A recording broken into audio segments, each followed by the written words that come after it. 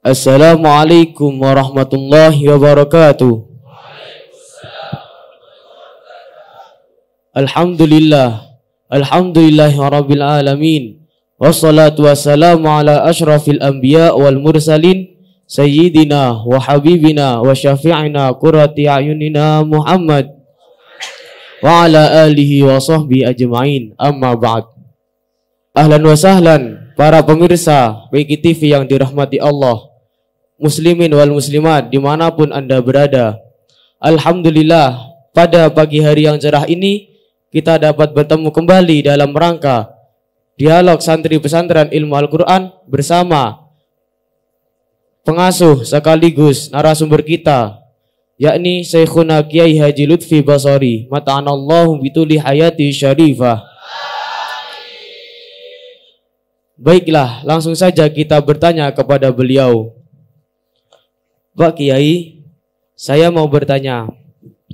Kita sebagai masyarakat Indonesia, seringkali kita suka bertamasya, berkeliling-keliling. Yang saya tanyakan, apakah boleh kita bertamasya atau berwisata ke candi? Pertanyaannya, apa boleh kita bertamasya atau rekreasi itu ya? Iya. Ke candi. Begini, saya pernah baca literatur tentang masalah candi ya. Saya itu suka baca memang orangnya, apa saja saya baca. Candi itu ada dua macam, gitu ya. Ada, ini kan, kalau di Indonesia ini kan peninggalan zaman dahulu kala ya, candi. Ada candi itu yang memang dibuat atau didirikan untuk tempat ibadah. Begitu ya. Kalau tidak salah Candi Borobudur itu tempat ibadah. Begitu. Yang kedua ada candi itu dibuat seperti miniatur. Itu bukan untuk tempat ibadah. Dan juga dipergunakan, kan bentuknya ya, bentuknya semacam candi gitu, dipergunakan sebagai tempat benteng pertahanan. Itu. Kalau zaman dulu kan, zaman antar kerajaan ya, yang rawan berperang gitu ya. Maka benteng dari suatu wilayah itu diberi candi. Begitu. Atau mungkin juga batas. Batas satu wilayah dengan wilayah yang lain, itu di beberapa tempat ada candinya. Begitu. Ini praktek di lapangan maksudnya. Kalau saya sebutkan misalnya kita ini kan orang Singosari gitu ya. Terus sebelah utara itu namanya Kota Lawang kan gitu. Nah, ada beberapa wilayah itu yang batas antar kota juga dikasih candi. Dan candinya itu bukan untuk tempat ibadah, tapi sebagai kayak gapura gitu ya. Nah, ini tentu hukumnya berbeda. Ya. Kalau candi yang memang dipergunakan untuk tempat ibadah, dan itu tempat ibadahnya tempat kesyirikan atau menyekutukan Allah Subhanahu wa taala, karena memang orang zaman dahulu kala belum masuk Islam, gitu ya. Kemudian yang disembah adalah Tuhan-Tuhan selain Allah, dan mereka menggunakan candi sebagai tempat ibadah. Maka tempat ibadah semacam demikian itu ya nggak boleh kalau itu memang tempat kesyirikan kan gitu. Kita kan masih ingat zamannya Nabi Ibrahim alaihissalam, gitu ya. Rajanya namanya Raja Namrud, mempunyai tempat ibadah yang di situ tempat ibadahnya adalah banyak dikasih patung-patung, kan begitu. Ada patung yang besar, ada patung yang kecil-kecil, dan yang kecil ini banyak. Pada akhirnya oleh Nabi Ibrahim alaihissalam patung-patung yang kecil itu ditumbangkan semua. Ya mungkin gambarannya itu dipotong leher barangkali begitu ya.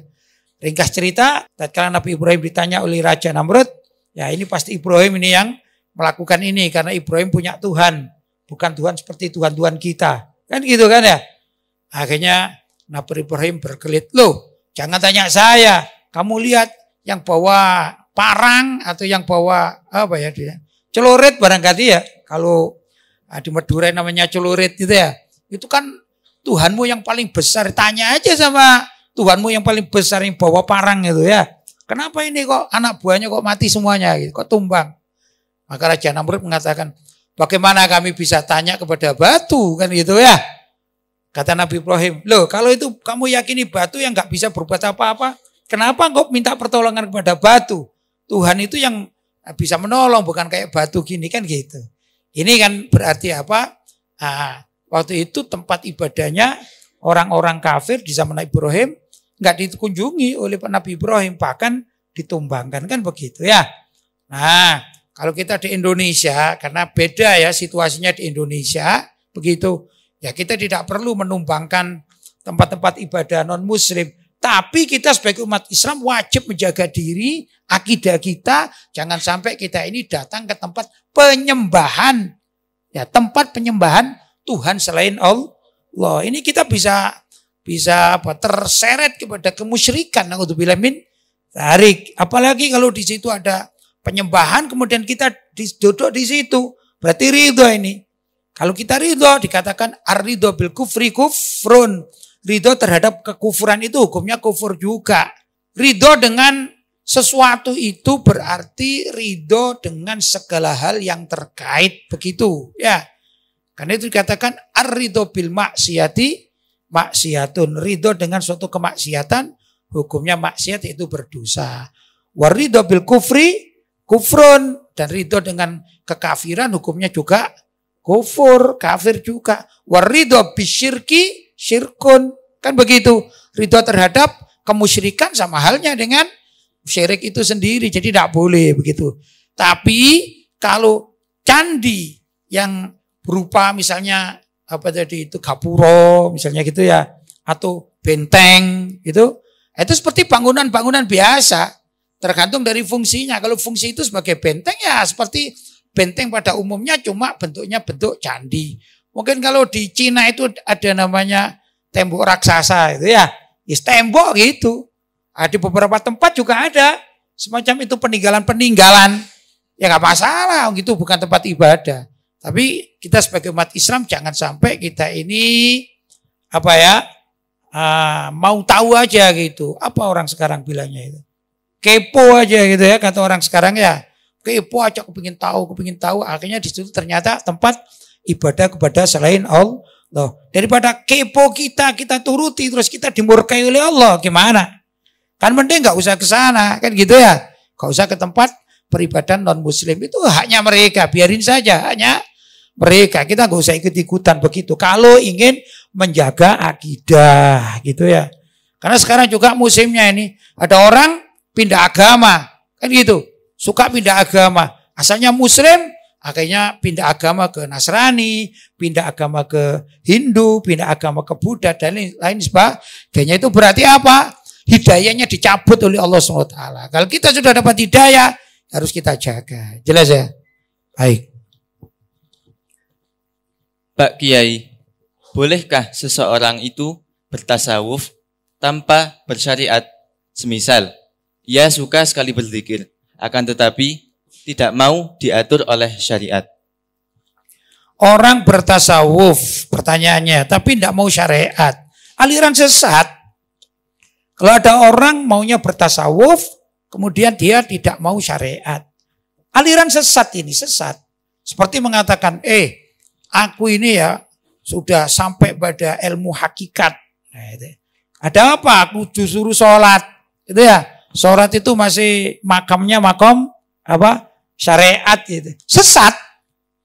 Loh kok bisa sesat? Iya, Nabi Muhammad itu loh. Siapa sih yang lebih tinggi dari makamnya Nabi Muhammad? Ada enggak? Enggak ada.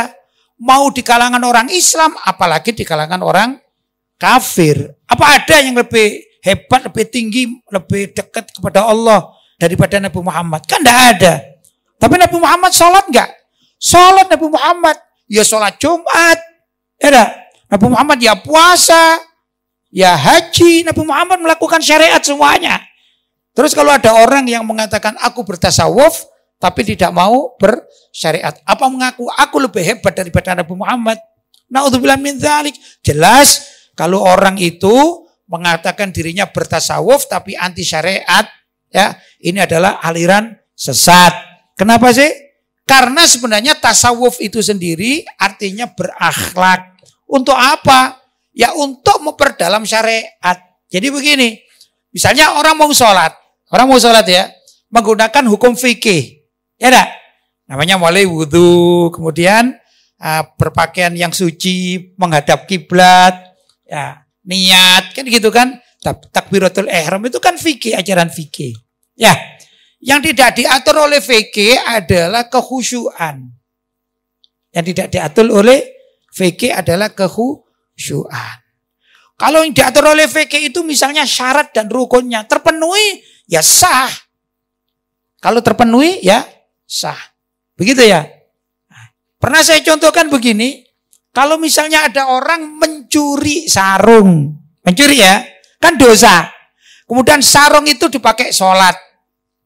Selagi sarung itu tidak najis, walaupun hasil curian, sholatnya menurut fikih itu sah.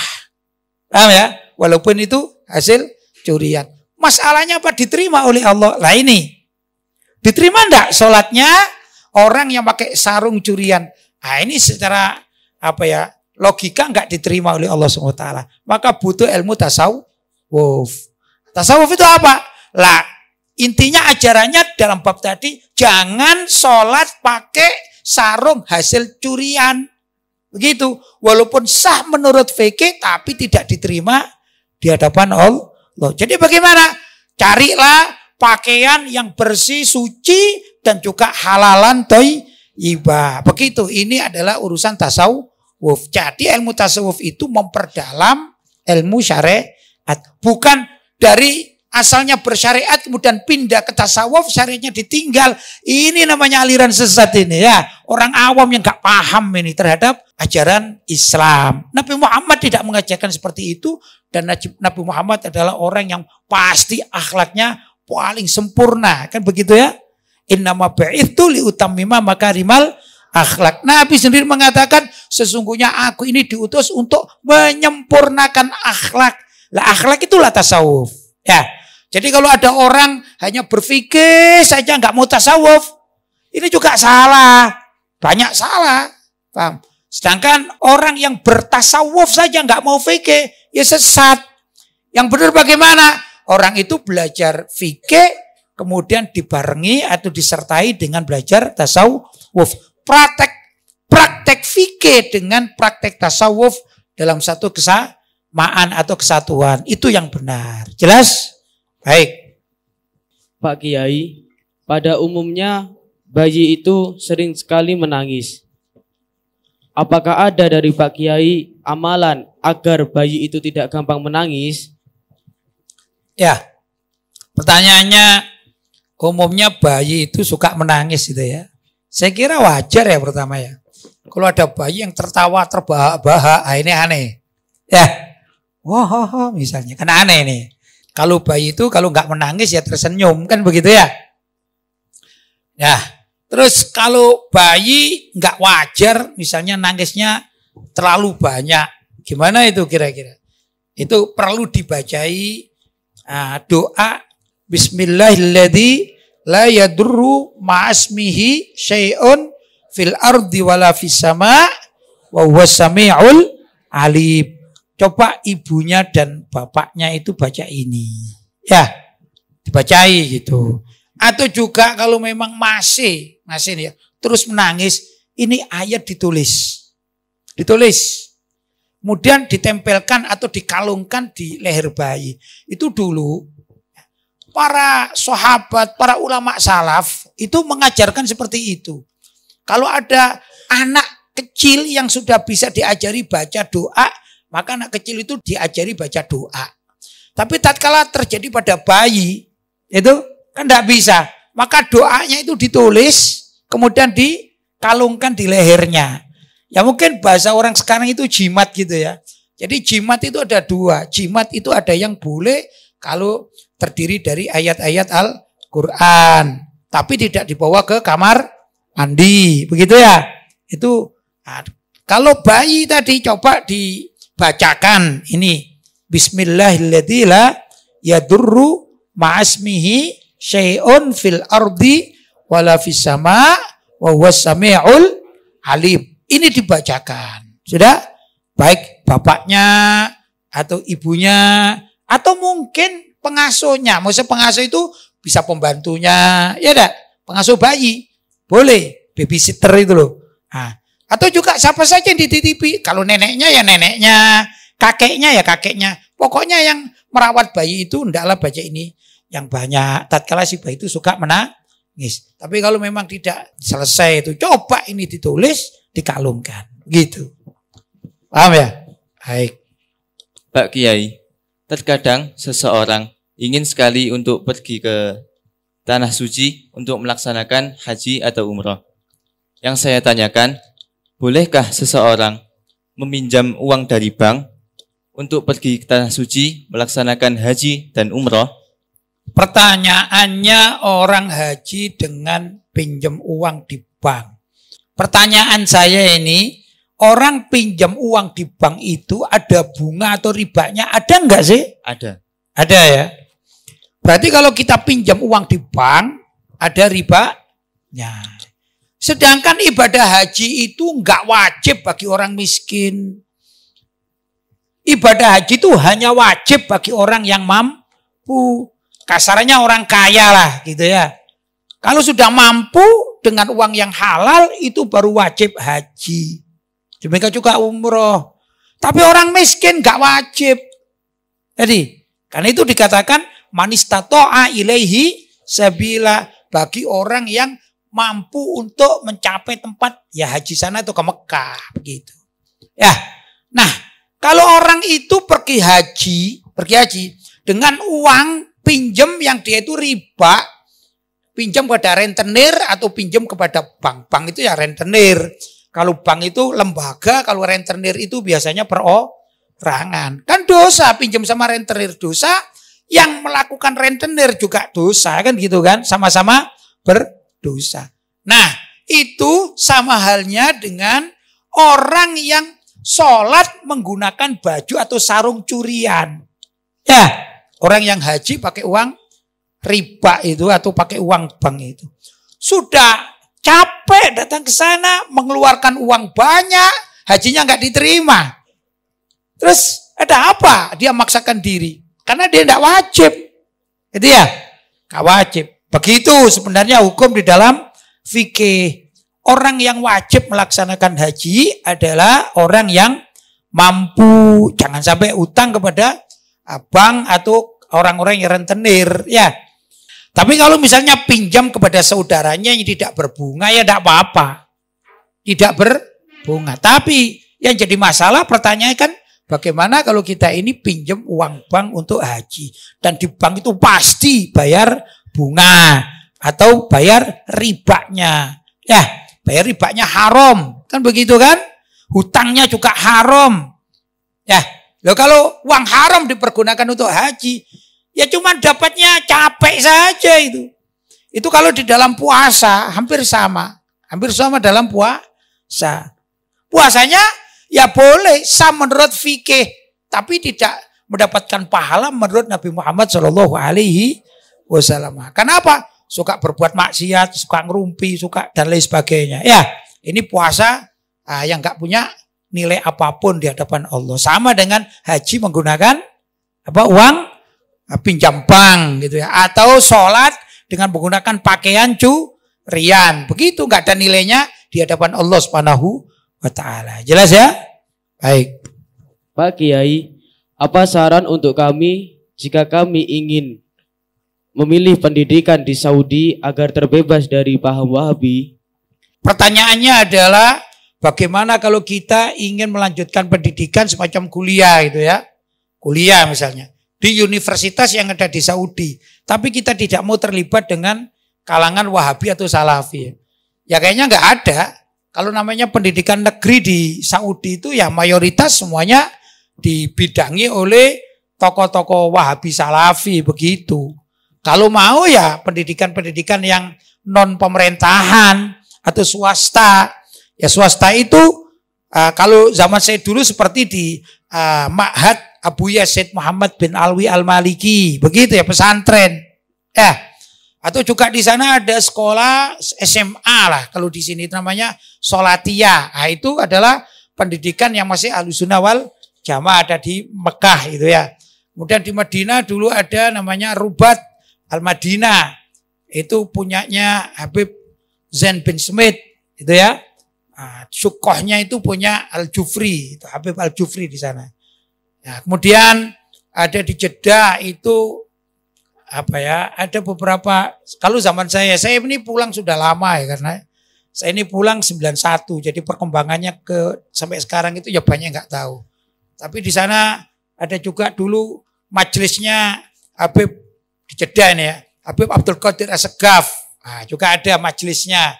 Kemudian majelisnya Habib Ahmad Masyhur Al-Haddad. Jadi majelis-majelis begitu. Kemudian di zaman saya itu ada majelis di Mekah sendiri, adalah seperti Syekh Zain. Itu begitu, itu Ahlul Quran. Dan lain sebagainya. Mencari tempat-tempat yang bukan milik pemerintah Saudi. Kalau milik pemerintah Saudi rata-rata diplot oleh tokoh-tokoh Wahabi begitu ya. Nah, gimana kalau kita misalnya ingin kuliah di sana, maka akidah kita harus kuat. Begitu. Akidah Ahlussunnah wal Jamaah harus kuat dulu. Maka setelah kuat, maka bolehlah kalau mau pergi ke Madinah, insya Allah tidak terpengaruh dengan ajaran Salafi Wahabi. Ada juga yang begitu. Tapi kalau akidahnya di Indonesia masih mentah, ini rawan terjadi. Gimana rawan terjadi? Beberapa orang itu yang ayahnya mempunyai pondok pesantren Ahlussunnah wal Jamaah atau Aswaja yang setiap saat itu mengajarkan tahlil, ya ada maulid ikut maulid, kemudian mengirimkan anaknya pergi ke Saudi salah tempat atau anaknya itu gusnya lah gitu kurang kuat dalam mendalami akidah Aswaja, bisa baca kitab diberangkatkan tapi Aswajanya enggak kuat. Begitu pulang, nah, kemudian ayahnya meninggal dunia, maka santri-santrinya enggak boleh baca tahlil untuk sang kiainya. Karena apa? Nah, ini sudah membelot kepada pemahaman Wahabi Salafi. Seperti itu ada. Sayang kan? Maka kalau kita Ahlussunnah wal Jamaah atau Aswaja, ya maka ya pilih-pilih lah. Kalau saya mending ke Yaman, saran saya ke Yaman. Yaman itu lebih bersih, khususnya di daerah wilayah Hadramut itu ya. Itu di sana masih mempertahankan Ahlussunnah wal Jamaah, bukan Salafi atau Wahabi begitu, masih banyak. Nah, walaupun di beberapa tempat seperti di Syria ada tempat-tempat pendidikan gitu ya. Ada juga di Sudan seperti Khurtum, itu tempat pendidikan yang bagus, Ahlussunnah wal Jamaahnya bagus. Di Mesir beberapa juga tempat yang bagus Ahlussunnah wal Jamaah. Jangan hanya berorientasi harus ke Saudi, enggak begitu ya. Cari tempat-tempat pendidikan yang baik dan masih banyak. Begitu. Jadi sekali lagi kalau pemerintahan Saudi di zaman saya di sana itu mayoritas pendidikan yang negerinya lah. Orang kita mengatakan negeri itu afiliasinya kepada Wahabi Salafi. Begitu ya. Tapi kalau sekarang ini ya ikhwan, di Saudi sudah banyak perubahan. Jadi sejak dibidangi oleh Muhammad bin Salman As-Saudi ini, anaknya Raja Salman ini, ada beberapa perubahan di Saudi. Begitu yang saya tahu ya. Sebagian tempat-tempat yang menjadi pusatnya Wahabi itu sudah mulai berkurang. Cuman masalahnya itu Muhammad bin Salman mengambil pemahaman dari Barat. Jadi lebih kepada liberal. Begitu. Jadi terlepas dari pemahaman Wahabi Salafi, tapi mengambil pemahaman dari liberal orientalis. Ya begitu. Jadi kalau cari tempat pendidikan, carilah tempat pendidikan yang aman bagi akidah kita. Jelas ya? Jelas. Baik. Pak Kiai, bolehkah kita, para santri dan para pemirsa di rumah, meminta ijazah dari Pak Kiai untuk membaca kitab-kitab karangan As-Sayyid Muhammad bin Alawi Al-Maliki? Bolehkah minta kepada saya? Ya. Oh gitu. Minta kepada saya ijazah membaca kitab-kitab Abuya Sayyid Muhammad bin Alawi Al-Maliki. Dulu waktu saya mau pulang itu saya dipanggil. Dan juga begitu dengan kawan-kawan saya yang belajar kepada Abuya Sayyid Muhammad bin Alawi Al-Maliki. Yang dianggap mampu oleh beliau biasanya dipanggil. Saya dulu dipanggil sendirian. Gitu. Waktu itu di kamar beliau. Maksudnya kamar yang ada di pesantren ya. Di kantornya. Kantor beliau itu yang kamar beliau. sekaligus jadi kantor yang ada di pesantren. Kita tidak bicara di rumah tangga beliau, bukan ya, di pesantren ada kantornya. Saya dipanggil, kemudian saya diijazahi oleh beliau. Kalau bahasa Indonesianya kurang lebih begini ya. Besok-besok kalau kamu pulang gitu ya, kamu mengajar kitab-kitab saya, maka saya ijazahi agar kamu bisa mengijazahkan kepada siapa saja yang memang diperlukan begitu ya. Semua kitab-kitab saya ijazahkan kepadamu. Itu bahasa Indonesianya begitu. Ya. Nah, kemudian sekarang ya saya ijazahkan pada kalian. Ajaztukum kama ajazani Abu Yazid Muhammad bin Alawi Al-Maliki bi qiraati kutubihi jami'an.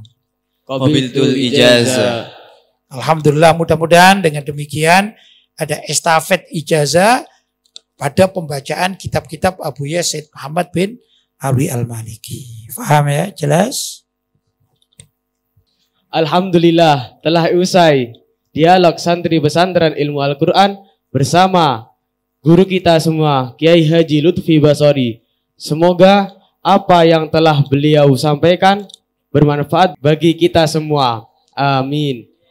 Dan semoga beliau diberi panjang umur, sehat walafiat, fi taatillah wa rasulih. Dan semoga beliau diberi kelancaran di dalam urusan-urusan beliau fi dunya wal akhirah. Amin. Cukup sekian dari kami, kurang lebihnya mohon maaf. Assalamualaikum warahmatullahi wabarakatuh.